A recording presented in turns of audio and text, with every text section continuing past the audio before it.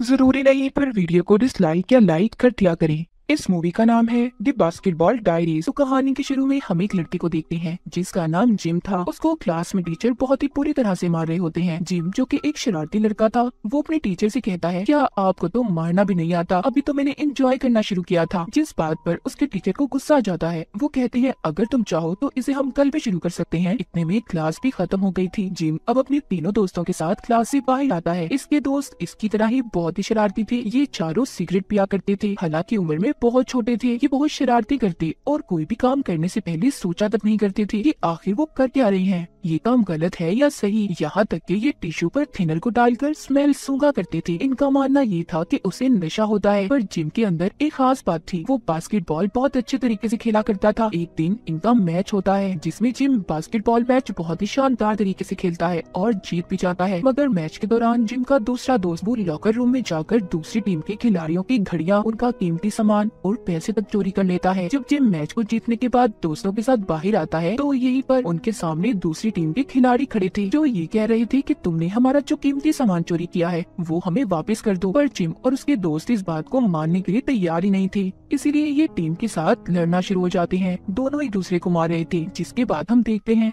Gym hospital में अपने एक दोस्त से मिलने जाता है जिसको ब्लड कैंसर था। जिम का ये दोस्त जब 6 साल का था, जब से इनकी बहुत अच्छी दोस्ती थी। जिम का दोस्त भी ये जानता था कि वो बहुत अच्छा बास्केटबॉल प्लेयर है। मगर 2 साल पहले जिम के दोस्त को पता चला कि वो बीमार है। जिम दिल से चाहता था कि उसका दोस्त ठीक हो जाए क्योंकि ये उसे दुनिया में अपना सबसे करीबी मानता था। जिम उसे घुमाने बाहर लेकर जाता है मगर उसे ये बिल्कुल भी अच्छा नहीं लगता, इसलिए जिम उसे वापस से हॉस्पिटल छोड़कर अपने घर आ जाता है। जिम ज्यादातर अपना वक्त स्कूल के 3 दोस्तों के साथ रहकर गुजारा करता था। उसके पास बास्केटबॉल के साथ साथ एक और महारत थी, वो थी उसकी राइटिंग। जब भी जिम के दिमाग में कोई ख्याल आता, कोई पोयम, तो वो उसे अपनी डायरी में लिख लिया करता था। उधर जिम का दोस्त जो हॉस्पिटल में बीमार था वो भी कुछ दिन बाद मर जाता है। जिम जब उसे देखने जाता है जिसकी हालत बहुत बुरी थी, वो अपनी बीमारी से ढांचे में बदल गया था। जिम उसकी ऐसी हालत देखकर बहुत रोता है। उसकी मौत के बाद इसे कुछ समझ नहीं आता कि वो अब अपनी जिंदगी में क्या करे। जिम अपने स्कूल के दोस्तों के साथ जब फिल्म देख कर आ रहा था तो भी वो बहुत दुखी था। वो बस अपने दोस्त की मौत के बारे में ही सोच रहा था, इसीलिए वो अपने दोस्तों को छोड़कर एक बेसमेंट में जाता है जहाँ पर कुछ लोग बैठे हीरोइन का नशा कर रहे थे। जिम वहाँ पर पहली बार उनसे इंजेक्शन लेकर खुद को लगा लेता है और उसे लगाने के बाद तो जिम का जैसे दुख दर्द सब कुछ खत्म हो गया था। वो एक अलग ही दुनिया में पहुंच गया था। और जब ये अपने घर आता है इसकी मॉम इसकी ऐसी हालत देखकर बहुत ज्यादा परेशान होती है। जिम अपनी मॉम से कहता है कि मॉम मुझे छोड़ दें, आप कुछ नहीं जानती। अब आहिस्ता आहिस्ता जिम और उसके दोस्तों ने इस नशे को करना शुरू कर दिया था। यहाँ से शुरू हुई थी जिम की बर्बादी। पहले तो ये हफ्ते में 1 दफा ही करते थे,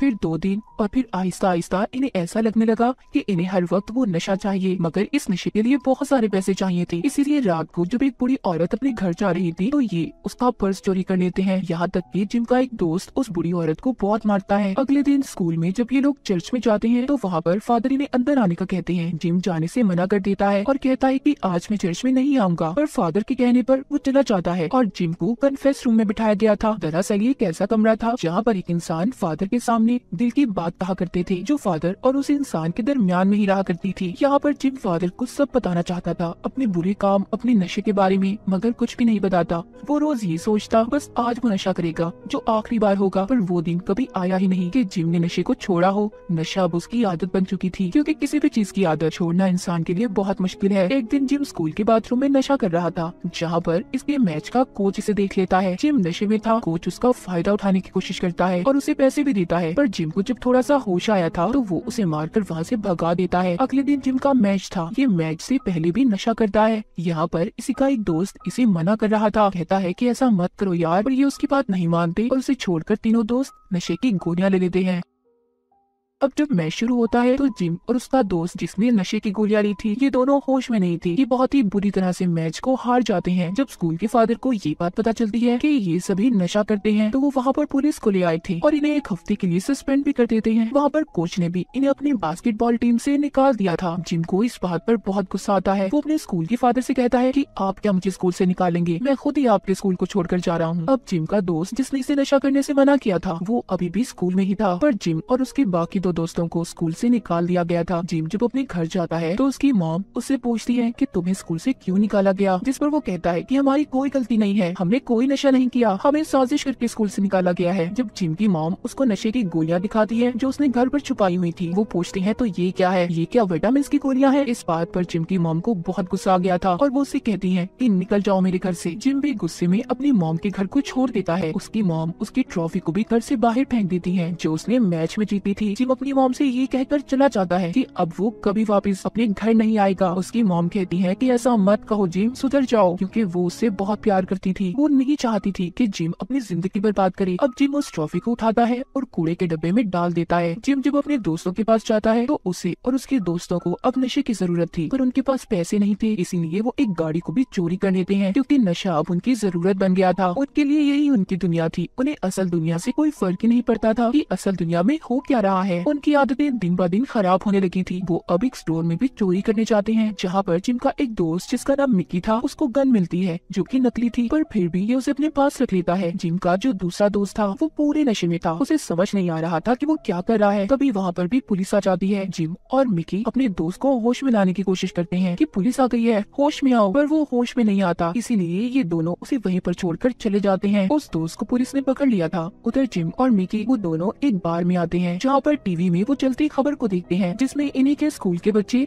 जो कि अब मैच में आगे जाने के लिए सिलेक्ट हो गए थे, उन्होंने अपने मॉम डैड के सर को फखर से बुलंद कर दिया था। जब जिम और मिकी इस खबर को देखते हैं तो उदास हो जाते हैं क्योंकि ये कभी इनका भी ख्वाब हुआ करता था। जिम अब अपनी मॉम के पास जाता है मगर वो चुप कर अपनी मॉम को देख रहा था क्योंकि उसके अंदर हिम्मत ही नहीं थी कि जिंदगी में इतनी गलतियां करने के बाद ये अपनी मॉम का सामना कर सके। इसीलिए दोबारा से ये उसी जगह पर आ जाता है जहाँ पर ये नशा किया करता था। तभी वहाँ पर एक आदमी आता है जो जिम को बहुत मार रहा था क्योंकि जिम ने उसकी दोस्त को नशा दिया था जिससे उसकी मौत होने वाली थी। जिम उस आदमी से कहता है कि इसमें मेरी क्या गलती थी, तुम्हारी दोस्त ने उस नशे को हजम नहीं किया। पर वो आदमी उसे बहुत मारता है और सीढ़ियों से भी नीचे गिरा देता है। जिम के दिमाग ने अब काम करना भी बंद कर दिया था। उसको अलग अलग तरह से हेलुसिनेट होना शुरू हो जाता है। कभी उसे नजर आता है कि वो बास्केटबॉल खेल रहा है जिसके नेट में आग लगी हुई है, लेकिन ये सब उसका सिर्फ ख्याल था। वो आदमी उसे मारकर बर्फ के ऊपर गिरा गया था। तभी यहाँ पर एक और आदमी आता है जिसका नाम रेगी था। जिम जब नशा नहीं करता था तो रेगी इसके साथ बास्केटबॉल प्रैक्टिस किया करता था। उसे ये बात पता थी कि जिम एक बहुत अच्छा प्लेयर है, इसीलिए ये उसे उठाकर अपने घर ले जाता है। जब जिम को होश आता है तो वो रेगी के घर से जाना चाहता था। जब वो अपनी कोट की जेब को चेक करता है तो उसमें उसकी नशे की दवाई नहीं थी। जिम उस आदमी से कहता है कि तुम मेरे नशे की दवाई मुझे दे दो, पर वो कहता है नहीं, मैं ऐसे तुम्हें तुम्हारी जिंदगी बर्बाद करने नहीं दे सकता। वो उसी के सामने उसकी नशे की दवाई को पानी में फ्लैश कर देता है। जिम को उस पर गुस्सा आ रहा था। वो अपने कंट्रोल से बाहर हो जाता है और रेगी से कहता है कि तुमने मेरे नशे को जाया किया, अब तुम मुझे इसके पैसे दोगे। पर रेगी उसे पकड़ लेता है और कहता है कि तुम यहाँ से अब कहीं नहीं जाओगे जब तक तुम खुद पर कंट्रोल ना कर लो। उसके कमरे के आगे पहरेदारों की तरह बैठ जाता है। नशा ना करने की वजह से जिम की हालत बहुत ज्यादा खराब थी, मगर अब आहिस्ता आहिस्ता वो नॉर्मल हो रहा था। जब सुबह होती है तो रेगी उससे कहता है कि मैं अपने काम पर जा रहा हूँ, तुम यहीं पर रहना। रेगी के जाने के बाद जिम खुद पर कंट्रोल करने की कोशिश करता है पर नहीं कर पाता। उसे एक बार फिर पूरी दुनिया घूमती नजर आ रही थी।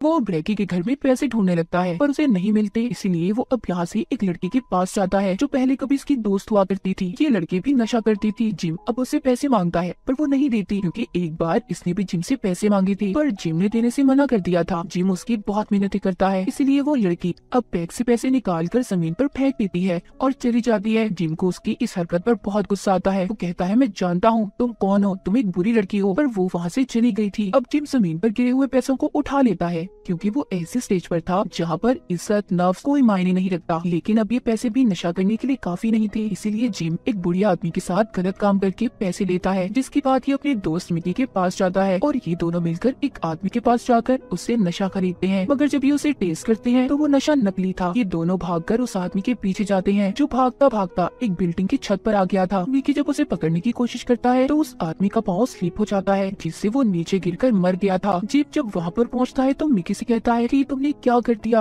अब हमें कोई नहीं बचा सकता, तुमने उसे मार दिया। और जब मिकी नीचे जाकर चेक करता है तो कुछ गैंग के लोग आकर उसे पकड़ लेते हैं और बहुत मारते हैं। पुलिस ने भी उसे पकड़ लिया था। इतना सब होने के बाद भी जिम को समझ नहीं आई थी। वो दोबारा से अपनी मॉम के पास जाता है और कहता है कि प्लीज मॉम मुझे पैसे दे दो, मैं आपका बेटा हूँ। मेरे साथ ऐसा मत करो। पर उसकी मॉम उसे पैसे नहीं देती क्योंकि वो जानती थी कि अगर उन्होंने उसे पैसे दिए तो वो नशा करेगा, और अब उसकी मॉम ऐसा नहीं चाहती थी, तो इसीलिए वो पुलिस को फोन करती है क्योंकि वो ये सोच रही थी कि शायद जिम जेल में रहे तो नशे की आदत को वो छोड़ देगा। जिम को पुलिस वहाँ पर आकर पकड़ कर ले जाती है। वो अपनी मॉम से यही कह रहा था, प्लीज मॉम मुझे बचा लें, मैं सुधर जाऊंगा। पर उसकी मॉम उसकी एक नहीं सुनती। जिम ने जितने भी गुनाह किए थे उसे 6 महीने की सजा दी जाती है। इन 6 महीनों में वो अपनी डायरी जो लिखता था उसे भी पूरा कर लेता है, और जब 6 महीने बाद वो जेल से बाहर आया तो हम उसे एक स्टेज के बाहर देखते हैं। दरअसल यहाँ पर उसने अपनी पोइट्री शायरी को पढ़ना था जो उसने अपनी डायरी में लिखी थी। तभी वहाँ पर उसका दोस्त आता है जिसको पुलिस ने सबसे पहले पकड़ा था। वो कहता है, जिम मेरे पास एक बहुत अच्छा नशा है। पर जिम कहता है, नहीं, मैंने ये सब कुछ छोड़ दिया है, मैं वापस से उस दुनिया में नहीं जाना चाहता, पर मेरे दोस्त अपना ख्याल रखना। इतना कहकर वो स्टेज पर आ जाता है जहाँ पर वो सबको अपनी शायरी सुनाता है जो सबको बहुत अच्छी लगती है। सब तालियां बजा रहे थे। आखिर में हमें बताया जाता है कि जिम ने 17 साल की उम्र में अपनी डायरी को पूरा किया जिसका नाम था द बास्केटबॉल डायरीज, जो इस मूवी का नाम भी है, जो कि बहुत ज्यादा मशहूर हुई थी। और 22 साल तक जिम कैरोल के 2 नॉवेल्स भी पब्लिश हुए। तो ये थी कहानी जिम की, जो हमें ये मैसेज देती है कि अपनी जिंदगी में हमेशा सही रास्ते पर चलें, बुरी हरकतों से बचें और बुरे दोस्तों की सोबतों से दूर रहें। हर बुरा काम करने से पहले या किसी भी बुरी चीज को अपनी आदत बनाने से पहले ये सोच लें कि इसका असर आपके माँ बाप की जिंदगी पर भी पड़ता है। अगर जिम की मॉम उस दिन पुलिस को ना बुलाती तो जिम कभी भी नशे को ना छोड़ता और शायद कुछ साल बाद मर जाता। तो हर बुरी आदत से दूर रहे, इसी मैसेज के साथ ये कहानी यहीं पर खत्म हो जाती है।